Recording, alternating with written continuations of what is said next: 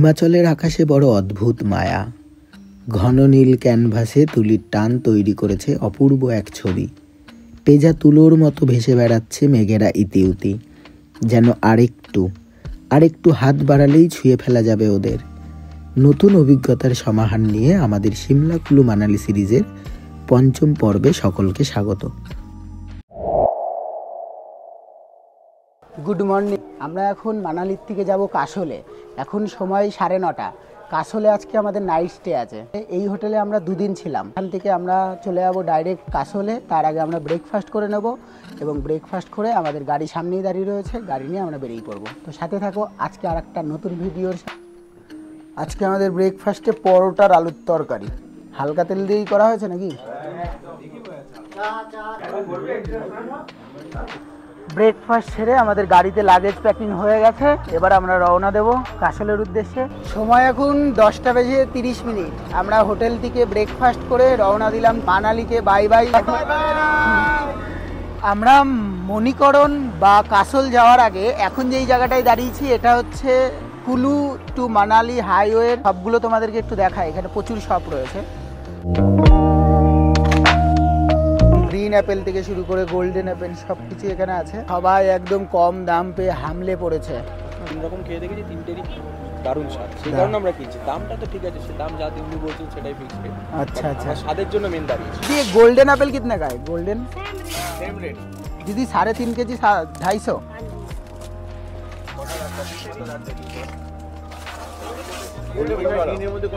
Castle Parvati ভ্যালির নিচের দিকে অবস্থিত। পার্বতী নদী নিজ সৌন্দর্যে অমলিন। এই উপত্যকার সৌন্দর্যও স্বর্গীয়। এই কাসলেই রয়েছে মণিকরণ, যা হিন্দু ও শিখদের পবিত্র মিলন ক্ষেত্র রূপে বিখ্যাত।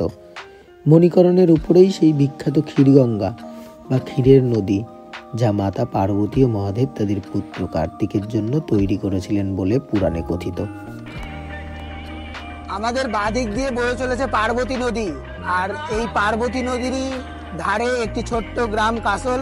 ওই পার্বতী নদী গিয়ে মিশছে সামনে যেই ব্রিজটা আমরা পার করে এলাম এবং বিয়াস নদীর সংযোগ স্থল হয়েছে, ওখান থেকে আমরা বাঁদিকে চলে এলাম। এই পার্বতী নদীর পাশেই আজকে আমাদের রাত্রিবাস হবে টেন্টে। হিমাচলের সৌন্দর্যটা এখানেই হয়তো আমরা বারবার করে খুঁজে পাই। পাশ দিয়ে বয়ে চলেছে পার্বতী নদী, পাহাড়ের ধার দিয়ে এই আমাদের যাওয়ার রাস্তা। যেন এক অপূর্ব দৃশ্য যা তোমাদের মাঝে তুলে ধরার চেষ্টা করেছি। নদীটা আমাদের থেকে কতটাই নিচে আর আমরা কতটা ওপরে এই পাহাড় কাটা রাস্তা দিয়ে যাচ্ছি। জানলার পাশ থেকে বাঁদিকের সিট থেকে যখন নিচে তাকাই তখন হালকা গাটা ছমছম এখানে করেই যাই।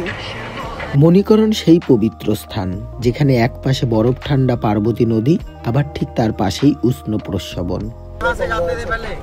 किधर अभी साल बना है ये था पहले रोड वो चला गया गलत बंदा। अच्छा, ये जाते हैं ना पहले यहाँ से सीधा फिर आगे निकलते थे। कासल जाने के लिए। हाँ, एक गाड़ी जाता था एक आता था। अच्छा अच्छा, पहले इधर की खड़ी करते थे गाड़ियाँ, फिर उधर करते थे। तो एक पुलिस वाला उधर करता था, हाँ। एक इधर करता था। अभी नीचे से बना रहे हैं सारा, इन्होंने यहाँ वो डाला, वो डंडा लगा के ना, हाँ। मीटर वो डाला ये सारा। अच्छा अभी बनाया है। এই রাস্তাটা নতুন, পুরোপুরি নতুন বলতে গেলেও আগে ওপর দিয়ে রাস্তাটা ছিল। রিসেন্ট এই রাস্তাটা পাহাড় ভেঙে তৈরি করা হয়েছে। এই যে এই রাস্তাটা দেখা যাচ্ছে, আগে এই রাস্তাটাই ছিল। পুরাণ মতে মাতা পার্বতীর কানের মণি হারিয়ে যায় এই নদীতে। স্বয়ং মহাদেব ও তার অনুচরেরাও ব্যর্থ হন সেই মণি খুঁজে আনতে। মহাদেব রাগে অপমানে তাণ্ডব করতে থাকেন। সেই অবস্থায় পার্বতী শেষনাগকে অনুরোধ করেন সেই মণি খুঁজে আনতে। আমরা পৌঁছে গেছি কাসলে। ঘড়ির কাঁটায় এখন সময় 2টো।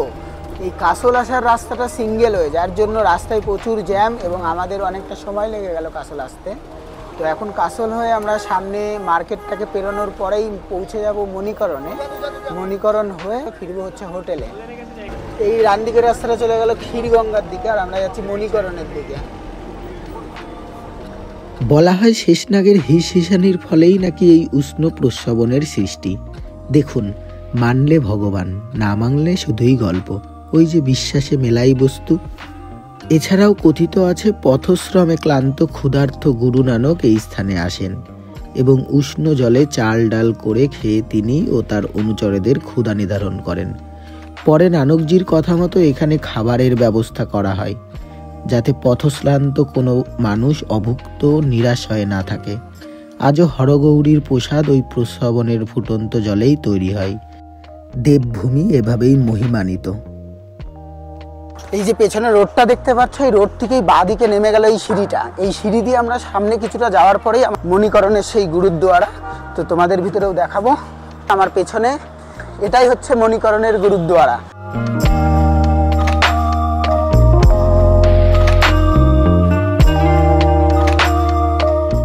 আমাদের অনুভূতির সাথে বয়ে চলেছে স্রোত। এই যে নিচের ট্যাঙ্কগুলো লেখা আছে, এগুলো সব গরম জলের। আর ভেতরে মন্দিরটা, এই মন্দিরটা একদম পাহাড়ের গা লাগোয়া। জাস্ট ভিউটা দেখো, ধোয়া উঠছে, মানে গরম জলটা বেরিয়ে চলে যাচ্ছে এখানে। এইখানে অনেক বাঁধ আছে যেখানে গরম জলে মানুষ স্নান করে থাকে। আর এই যে পার্বতী নদী,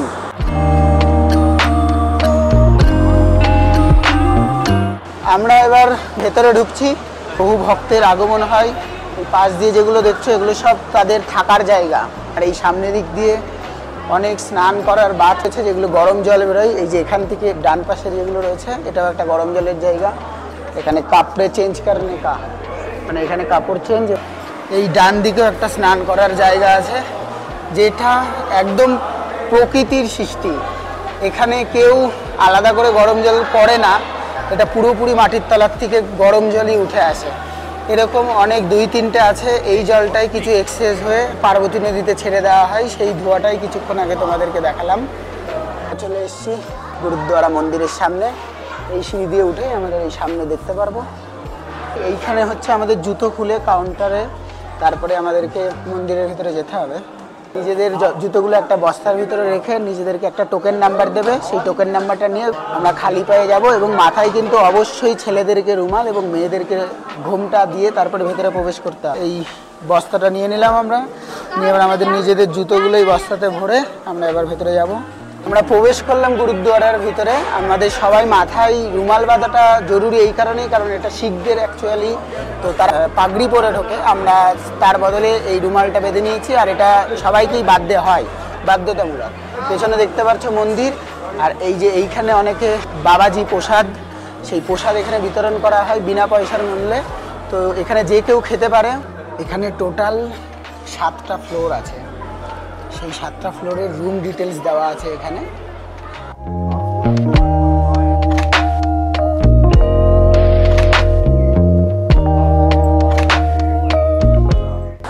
এই যে এই রাস্তা দিয়ে আমরা আসলাম, ওইখানে আরেকটা মন্দির আছে এবং তার সাথে এখানে যারা ভক্তরা আসেন তারা এইখানে রাত্রিবাস করতে পারেন। এবং তার সামনে এই যে যেই জলাশয়টা দেখা যাচ্ছে, এইখানে হচ্ছে গরম জল থাকে যদি কারোর স্নান করার থাকে, এবং ভক্তরা এখানে স্নান করেন। এবার আমরা চলে এসেছি যেখানে এখানকার প্রসাদ বিতরণ করা হয়। এখানে খেতে বসার আগে তোমাদেরকে মাথায় রাখতে হবে, এইখান থেকে তোমাদেরকে নিজেদের মতো থালা, গ্লাস, চামচ নিয়ে নিতে হবে। খাওয়া দাওয়ার পরে আর বর্তন ইয়া ধোয়ে জি, মানে বাসনপত্র এখানে ধুয়ে নিন। প্রথমে এখানে ধুতে হবে, তারপরে এখানে পরপর প্রসিডিওর আছে 5 জায়গায়, তারপরে এখানে ধুতে হবে এবং তারপরে তার পাশেরটাই।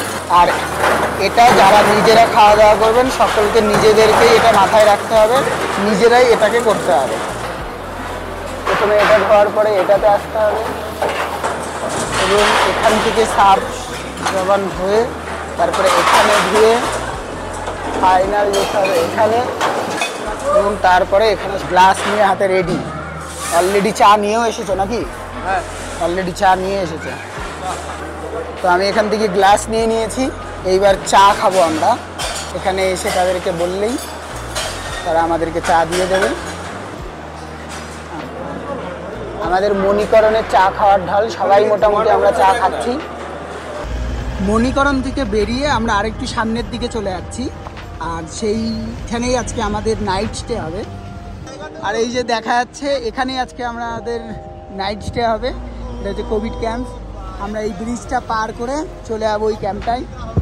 আমরা চলে এসেছি আমাদের ক্যাম্পে। এই যে পেছনে আমাদের পাহাড়টা দেখা যাচ্ছে, আর এইখান থেকেই বলতে গেলে নদীটা শুরু হচ্ছে। এই পাহাড়ের বরফ গলা জল এখান থেকে বয়ে চলে যাচ্ছে, দেখতে পাচ্ছ পিছন দিক দিয়ে চলে যাচ্ছে পার্বতী নদী। আর ঠিক আমাদের পেছনে ফেলে এলাম মণিকরণকে। ক্যাম্পটা জাস্ট ভিউটা দেখো, এক রাত কাটানো মানে আমাদের কাছে একটা আলাদা অনুভূতি রেখে আনে।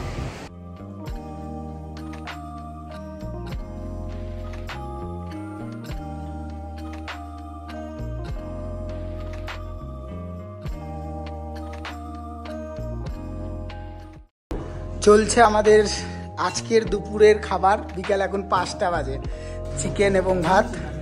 তো যাই হোক, সেই খাওয়ার আনন্দ উপভোগটা তোমাদের মধ্যে শেয়ার করলাম। ক্যাম্পের এদের মনের আনন্দটা একটু আমরা ক্যামেরা বন্দি করে রাখার চেষ্টা করব। তো তোমার কেমন লাগলো? অসাধারণ। এই যে জায়গাটায় আমরা আছি এখন, মানে কাসলের যে পার্বতী নদীর কোলের যেই অংশটায় রয়েছি, মানে এই দৃশ্যটা জাস্ট আমরা এতদিন জাস্ট কল্পনাই করতে পারতাম যে এরকম হলে অনেক ভালো হতো। এইরকম জিনিস যে এখানে এসে পাবো, জাস্ট স্পেল বাউন্ড একদম।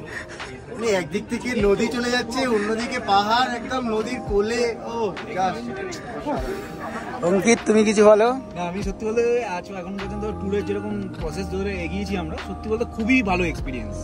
একদম প্রথমবার এরকম ভাবে আমি সত্যি কথা প্রথমবারই, আগে আমি ফ্যামিলির সাথে নিজের মতো সবসময় ট্যুর করেছি, তো এই প্রথম আমি কোনো ট্রাভেল এজেন্সির সাথে বলতে গেলে দাদার সাথে এই প্রথম ট্রাভেল করছি। তো আমার সত্যি বলতে খুবই ভালো এক্সপিরিয়েন্স, খুবই ভালো।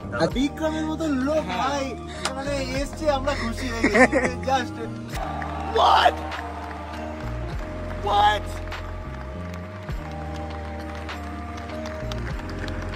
এই কটেজের ভিউটা জাস্ট দেখো রাত্রেবেলা, আর তার সামনে এই যে নদী বয়ে যাচ্ছে। এখানে বসে তোমরা প্রিয়জনদের সাথে সময় কাটাতে পারবে। আমাদের ডবল বেডের রুম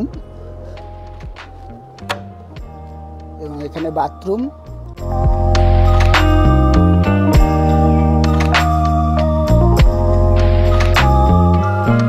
আমাদের এখানে চলছে ক্যাম্প ফায়ার।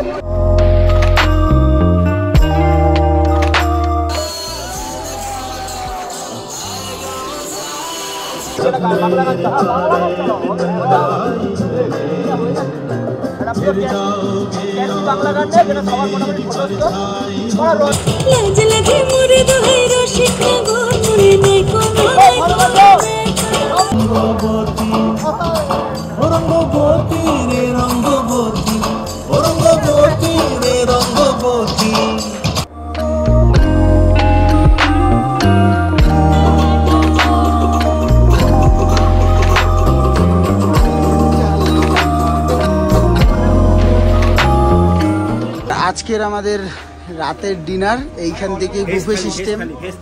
ভেজ থালি পুরোটা সম্পূর্ণ করতে হবে। হ্যাঁ, সম্পূর্ণ করতে হবে, এখন একটু বাকি আছে। হ্যাঁ, আচার আছে নাকি? হ্যাঁ, তেম পড়ে আছে। তন্ময় বাবু, তাহলে প্রথমে ভাত, তারপরে এটা হচ্ছে ডাল। ডাল,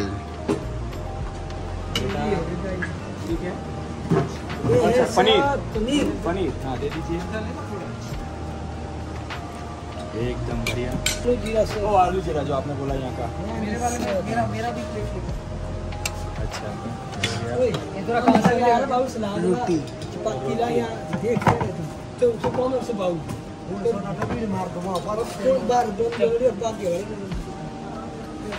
रोटी ले लिया। भैया थोड़ा प्याज आएगा।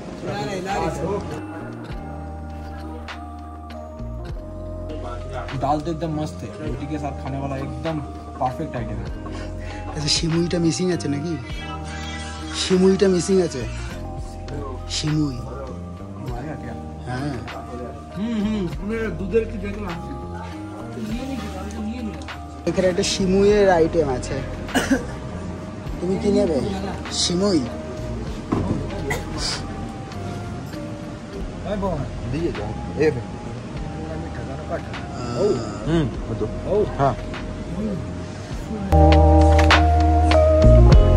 তাপমাত্রা 7 ডিগ্রি সেলসিয়াস।